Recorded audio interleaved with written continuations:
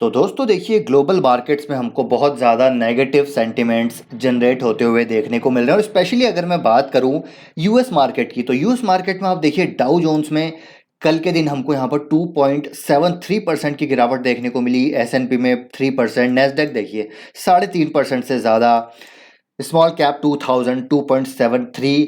तो बहुत ज़बरदस्त गिरावट है और जब यूएस मार्केट में गिरावट आती है तो इसका रिफ्लेक्शन हमको इमर्जिंग इकोनॉमीज़ में भी देखने को मिलता है। इसके बारे में हम कई बार चर्चा कर चुके हैं कि देखिए when US market sneezes world catches the cold. तो यहाँ पर कल के दिन हो सकता है हमारे इंडियन मार्केट्स में भी हमको प्रेशर देखने को मिले। लेकिन ये गिरावट क्यों है, इसके पीछे की वजह समझना ज़रूरी है, इसका क्या इम्पैक्ट होगा उसको समझना ज़रूरी है, जो आपको मैं इस वीडियो में बताने वाला हूँ। और एज ए इन्वेस्टर देखिए यहाँ पर कुछ ऐसी चीज़ें आपके साथ में साझा करने वाला हूँ जो यहाँ पर हमको जानना बहुत ज़रूरी है। साइकोलॉजिकली फाइनेंशियली क्या चीज़ें हैं जो हमको यहाँ पर अपने दिमाग में रखनी है, वो आपके साथ में साझा करूंगा। कुछ इंपॉर्टेंट डिटेल साझा करूंगा, वीडियो के साथ बने रहिएगा। तो रीज़न की बात अगर हम करें तो कल के दिन दोस्तों अगर हम देखें तो यहाँ per year on year basis पे जो अभी इन्फ्लेशन का डेटा आया है 8.6% का आया है। यूएस का जो सीपीआई डेटा है 8.6% रहा है। तो अगेन ये हमको बढ़ता हुआ नजर आ रहा है और कई सालों का मतलब 1981 के बाद से आप देखिए फास्टेस्ट इंक्रीज हमको जो है इन्फ्लेशन में देखने को मिला है 8.6, which is very high. And यहाँ पर जो economist polled by Dow Jones expected है गेन ऑफ 8.3%, जो यहाँ पर आशा लगा रहे थे 8.3% की, उससे भी ज़्यादा यहाँ पर इन्फ्लेशन का नंबर हमको बढ़ता हुआ देखने को मिला। सीपीआई बढ़ता हुआ देखने को मिला, जिसकी वजह से मार्केट में देखिए हमको नेगेटिव जो है मूवमेंट देखने को मिला। अच्छा खासा मार्केट जो है वहाँ पर सेल ऑफ होता हुआ हमको देखने को मिला है। देखिए करीब 40-42 साल का जो ये हाईएस्ट इन्फ्लेशन हमको देखने को मिल रहा है।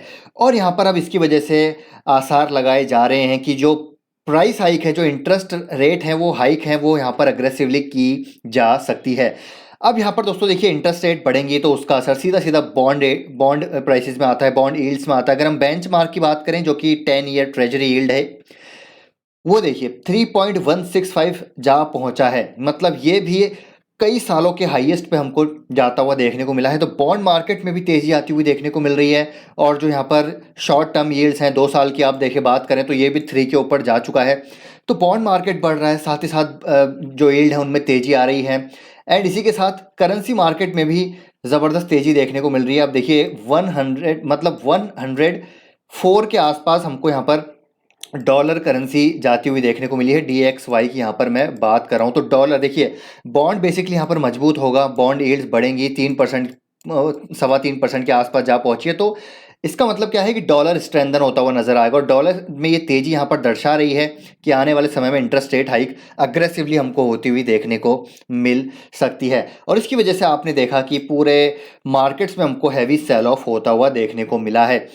अब यहाँ पर अगर हम बात करें तो इंडिया की बात करना भी ज़रूरी है। तो इंडिया का रुपया कमज़ोर हो रहा है डॉलर के मुकाबले, 78.14 तक देखिए इंडियन रुपया अब जा पहुंचा है। तो ये भी दोस्तों एक कारण है कि एफआईआईज आपको लगातार यहाँ पर सेल करते हुए देखने को मिल रहे हैं। एफआईआईज की जो है सेलिंग यहाँ पर ज़बरदस्त तेज़ी से चालू है क्योंकि उनको देखिए ऑल्टरनेट ऑप्शन अच्छा मिल रहा है। यहाँ पर बॉन्ड यील्ड्स में वो पैसा लगाएंगे जो कि सेफर एसेट है as compared to equity class. ठीक है, अभी अगर हम बॉन्ड यील्ड्स की बात करें तो अच्छा खासा यहाँ पर वो उसमें पैसा लगता हुआ देखने को मिलेगा। एफआईआईज एग्जिट कर रहे हैं इंडियन मार्केट से। और एफआईआईज का दोस्तों एक डेटा आपके साथ मैं यहाँ पर शेयर करना चाहूँगा। देखिए काफ़ी इंपॉर्टेंट डेटा है और इसी के बाद हम आगे की बात करेंगे हमारी क्या रणनीति होनी चाहिए। 2008 में देखिए ग्लोबल फाइनेंशियल क्राइसिस हुआ था। मैं थोड़ा सा इसको बड़ा कर देता हूँ ताकि आपको क्लियरली दिखे। ग्लोबल क्राइसिस हुआ था, फाइनेंशियल क्राइसिस, सब प्राइम क्राइसिस हुआ था 2008 में। टोटल एफआईआईज आउटफ्लो उस टाइम हुआ था देखिए 15 बिलियन डॉलर का। और उस टाइम एफआईआईज की जो होल्डिंग थी at the start of outflows वो थी 296 बिलियन डॉलर की। लेकिन गिरावट कितनी हुई थी, ठीक है, total as a percentage of FI holding यहाँ पर 5.2% यहाँ पर टोटल माल बेचा गया था एफआईएस के द्वारा। निफ्टी में गिरावट थी 57% की। ये डेटा आपके साथ मैं क्यों शेयर कर रहा हूँ, क्योंकि इससे एक आइडिया लगेगा कि देखिए हम अभी कहाँ पर खड़े हैं और आगे हमारे यहाँ पर किस तरह की मूवमेंट हमको इंडेक्स लेवल पे देखने को मिल सकती है। तो सबसे ज़्यादा गिरावट थी 2008 में, बड़ा क्राइसिस था। एफआईएस ने यहाँ पर 5.2% स्टेक सेल किए थे। बहुत ज़्यादा हमको एफआईएस का आउटफ्लो देखने को मिला था। और अभी का जो आउटफ्लो है, जो करंट सिचुएशन है, इसको कंपेयर किया जा रहा है 2008 से। तो देखिए 57% के हमको निफ्टी में नेगेटिव रिटर्न्स देखने को मिले थे। मिड कैप 100 रिटर्न्स 67% के थे। फिर यहाँ पर टेपर टेंट्रम हुआ 2013 में। उस टाइम देखिए 2% जो है as a percentage of total FIs holding यहाँ पर बेची गई। 9% का हमको गिरावट देखने को मिली 2013 में। 15% मिड कैप 100 करेक्शन हुआ। और अब अगर हम मोटा मोटा जो बड़े गिरावट है उनकी बात करें तो देखिए 17% की गिरावट हुई थी 2015 में, जब यहाँ पर बैंक्स एसेट क्लीन अप का जो है इवेंट हमको देखने को मिला था। 2.5% यहाँ पर as a percentage of total FIs holding, जो कि यहाँ पर करीब थी $8 बिलियन की इन्होंने बेची थी। ठीक है, 320 बिलियन डॉलर के मुकाबले 2.5% जो है इन्होंने स्टेक अपना बेचा था इंडियन मार्केट में। अब की बात करते हैं उसको करंट सिचुएशन पे आते हैं, फास्ट फॉरवर्ड करते हैं, करंट सिचुएशन पे आते हैं। ये तो खैर पूरा कोविड था, यहाँ पर भी अच्छा खासा एफआई सेल हुआ था। लेकिन अब की बार अगर हम बात करें तो देखिए 2008 के बाद सबसे ज़्यादा जो माल बेचा गया है वो 2021 और 22 में बेचा गया है। अक्टूबर से शुरुआत जो हुई थी 4.2%, $28 बिलियन का माल यहाँ पर बेचा गया है, जो कि सबसे ज़्यादा है। 4.2% है, सबसे ज़्यादा है आफ्टर 2008। लेकिन अभी गिरावट कितनी है? 7%। तो आप कंपेयर कीजिए कि कहाँ पर इतनी ज़्यादा गिरावट और अभी इतनी कम गिरावट क्यों है। इसके पीछे रीज़न है दोस्तों डीआईएस की लगातार बाइंग। और डीआईएस को कौन यहाँ पर ड्राइव कर रहा है? बेसिकली जो रिटेल है हमारा, वो यहाँ पर लगातार एसआईपी इनफ्लो उनका आता जा रहा है और डीआईएस यहाँ पर मार्केट में डिप्लॉय कर रही है, जिसकी वजह से हमको मार्केट संभलता हुआ देखने को मिला है। तो यहाँ पर एफआईएस की लगातार अगर जारी रही सेलिंग और उसके बाद डीआईएस और रिटेल की लगातार यहाँ पर थ्रू म्यूचुअल फंड्स या फिर डायरेक्ट इक्विटी की अगर मैं बात करूँ, अगर यहाँ पर इन्फ्लो आता रहा मार्केट में तो मुझे लगता है ऐसा मार्केट ज़्यादा नहीं गिरेगा। और दिख भी रहा है, मुझे क्या लगता है, देखिए साफ साफ दिख भी रहा है कि जब सबसे ज़्यादा माल बेचा गया है, जब भी अगर हम पिछले 12 से 13-14 साल की बात करें तो देखिए 7% की गिरावट हमको अभी देखने को मिल रही है। थोड़ा पुराना डेटा है, हालांकि अभी 12% की गिरावट के आसपास हो चुका है, लेकिन स्टिल आप देखिए इतनी ज़्यादा गिरावट नहीं है। इससे ये पता चल रहा है कि यहाँ पर रिटेल निवेशक का अब यहाँ पर एक बहुत बड़ा पैसा मार्केट में आ रहा है, अवेयरनेस यहाँ पर बढ़ रही है। उसके पीछे रीज़न क्या है? देखिए रीज़न दोस्तों बहुत सिंपल सा है, अगर मैं आपको यहाँ पर बताना चाहूँ तो देखिए अगर इंडिया पर अगर हम बात करें तो अभी हम इन्फ्लेशन की बात करें तो अभी आपको पता है कि 7.5% के आसपास हमको ऑफिशियल डेटा के अनुसार सीपीआई देखने को मिल रहा है। ठीक है, कंज्यूमर प्राइस जो है हमारा, रिटेल इन्फ्लेशन जो है। अगर आप देखिए एफडी में निवेश करते हैं तो आपको कितना यहाँ पर ब्याज मिलेगा? 6 से 7% मैक्सिमम। अगर आप सेविंग अकाउंट्स में यहाँ पर निवेश करते हैं तो आपको कितना ब्याज मिलेगा? 5% मैक्सिमम। तो अगर आप यहाँ पर इन्वेस्टमेंट कर रहे हैं, टेक्निकली अगर मैं बात करूँ, अगर आप यहाँ पर इन्वेस्टमेंट कर रहे हैं तो आपकी इन्वेस्टमेंट यहाँ पर ग्रो नहीं होगी, सारी इन्फ्लेशन में चली जाएगी। 7% आप एफडी में इंटरेस्ट कमाएंगे और इन्फ्लेशन यहाँ पर 7.5% का है। तो ये समझ अब यहाँ पर हो चुकी है आम जनता को, रिटेल को, हम लोगों को यहाँ पर समझ हो चुकी है कि जो इन्वेस्टमेंट अगर हम कर रहे हैं तो हमको यहाँ पर पैसा बनाना है, हमारी इन्वेस्टमेंट पे हमको हमारी कैपिटल को यहाँ पर अप्रिशिएट करना है। तो उसके लिए हमको आना पड़ेगा देखिए मार्केट्स में, कैपिटल मार्केट में। और उस दो रूट है यहाँ पर, एक तो म्यूचुअल फंड का रूट है, दूसरा यहाँ पर रूट है दोस्तों डायरेक्ट इक्विटी का। तो म्यूचुअल फंड में हम सभी को पता है एसआईपी इनफ्लो लगातार हमको बढ़ता हुआ देखने को मिल रहा है, जो कि बहुत ही पॉजिटिव है। तो यहाँ पर आप अपनी एसआईपी को चालू रखिए, एसआईपी को आपकी यहाँ रोकने की जरूरत नहीं है। इक्विटी में बात करें, देखिए म्यूचुअल फंड की अगर मैं बात करूं तो आप मान के चलिए आराम से 13 से 15% रिटर्न हमको यहाँ पर लॉन्ग टर्म में मिल जाता है। लॉन्ग टर्म मतलब मेरा हिसाब है दोस्तों, लॉन्ग टर्म मतलब अगर आप म्यूचुअल फंड के रूट के थ्रू इन्वेस्ट कर रहे हैं तो करीब करीब 8 से 10 साल आपका यहाँ पर नजरिया 15 साल का एटलीस्ट होना चाहिए। इक्विटी की बात करें तो इक्विटी में भी हमारा रिटर्न जो करीब करीब अगर लॉन्ग टर्म की बात करें सेम यहाँ पर आप ले सकते हैं, ये वाला नंबर 18 to 20% हमको यहाँ पर गेन मिल ही जाएगा अगर हमने अच्छी कंपनीज में अच्छा पोर्टफोलियो यहाँ पर बनाया हुआ है, ब्लू चिप कंपनीज का, ग्रोथ कंपनीज का बढ़िया यहाँ पर पोर्टफोलियो बनाया तो उसमें हमको 18 से 20% रिटर्न मिल ही जाएंगे। तो हमको यहाँ पर क्या करना है, सिर्फ इतना सा करना है कि देखिए ये जो चीज़ें हैं अभी, चाहे हम करेंसी मार्केट की बात करें, बॉन्ड मार्केट्स की बात करें, इन्फ्लेशन की बात करें, इंटरेस्ट रेट हाइक की बात करें, ये आज से पहले भी कई बार हुआ है, आगे भी होते रहेंगे, लेकिन मार्केट हमको ऊपर ही जाता हुआ देखने को मिलेगा। तो आपको यहाँ पर क्विट नहीं करना है। अगर आपको देखिए मैं कहना चाहूँगा don't buy stocks, don't by mutual funds, don't buy index fund. अगर आपका नज़रिया है आज का, कल का, ठीक है, या फिर 1 महीने का या 1 साल का या एटलीस्ट 2 साल का भी है तो आपको यहाँ पर निवेश नहीं करना चाहिए, क्योंकि मार्केट दोस्तों एक लॉन्ग टर्म का प्ले है।